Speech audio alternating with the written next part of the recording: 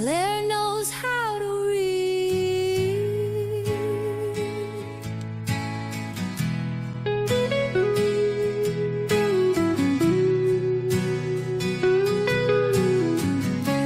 Clare knows how to read. Welcome back to Clare Knows How to Read, a spin-off of Transqat the podcast. In this series of mini episodes, we attempt to answer the Latin question, nonne clara legere potes? The answer, of course, is ita vero, clara optime legere potest. Today, we're talking about a dystopian horror novel entitled Manhunt. It's by Gretchen Felker-Martin, 2022 publishing date from Nightfire, which is a division of Macmillan. This book has a lot of balls. No, really, not since Jake Barnes in The Sun Also Rises have testicles been such a central element to the plot. The cover design foreshadows this, of course. 2 plums suspended in a red mesh bag hang against an ebony background. The left plum has a bite taken out of it, and the juice is running down onto the letters of the title. The setup is this.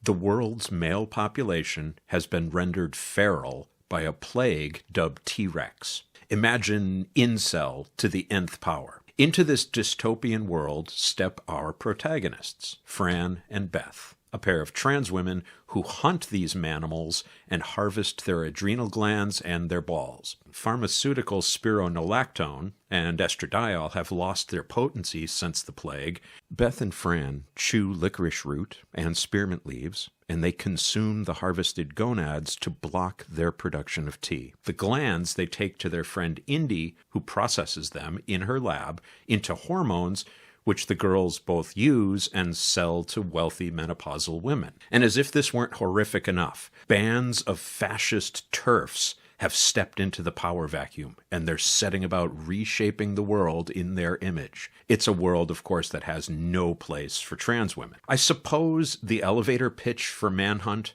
must have been something like The Walking Dead meets The Handmaid's Tale. And this book delivers on the most harrowing aspects of both franchises.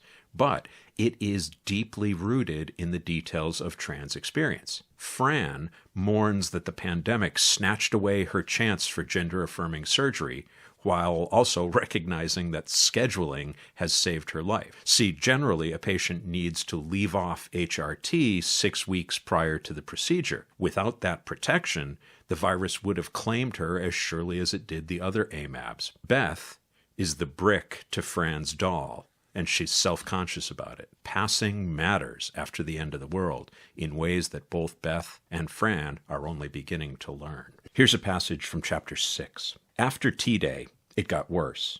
Fran could still picture the viral video of the trans girl succumbing to the virus while under observation at St. Vincent's after bottom surgery, her skin splitting along her shoulder blades in the camera's shaking frame, bloody foam dripping from her chin as she lurched through a privacy curtain and someone out of sight started to scream. She could still hear the pickup fuzzed whisper of spotless green linen against antiseptic tile.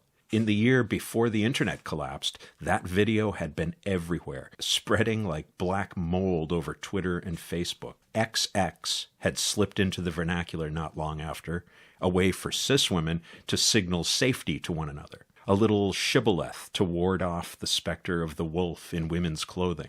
And then, after a while, a catchy icon to scrawl in Sharpie on the baseball bat you kept by your bed, or the gun under your pillow. Don't worry, citizen, I have the right chromosomes. Boston PD and the city council turned a blind eye to trans women who went missing. There were buildings to demolish, nests of men to root out, and a whole city falling down around them as the shadow of long-term reproductive viability whispered in their ears that time was running out, that ovaries were going stale, that any pregnancy could go wrong if some fluke of body chemistry doused the fetus in too much testosterone. Fran had heard of a woman in Vermont whose boy twins had eaten their way out of her.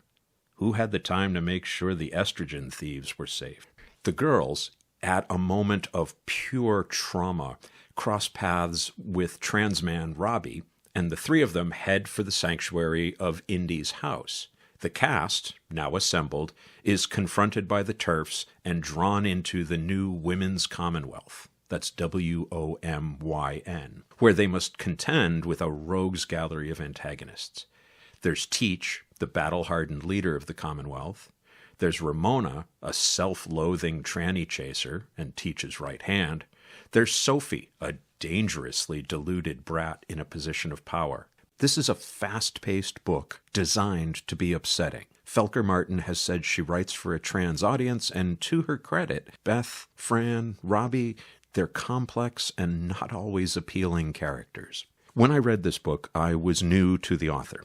A cursory Google search after the fact reveals that she is committed to the idea that art should make you, at the very least, uncomfortable. She has an incendiary online persona with a number of controversies attached. No need to go into them here. Manhunt takes the tenets of gender-critical feminism and places them in an apocalyptic setting to see how well they fare ad extremum. So it was not at all surprising when I reached the passage where a character relates the story of how J.K. Rowling died after the plague. For some, this scene might seem gratuitous and vindictive. I found it apt and, in fact, fist-pumpingly cathartic. Horror should be visceral in the most literal sense of that word. It should twist your guts. The best horror does that while twisting your preconceptions and your sense of self. Manhunt is hardcore horror, so please don't go into this lightly. But it is also a trenchant commentary on the current state of gender politics because, like the best dystopian fiction, it shows us how close we are to the edge. Clare knows how to read.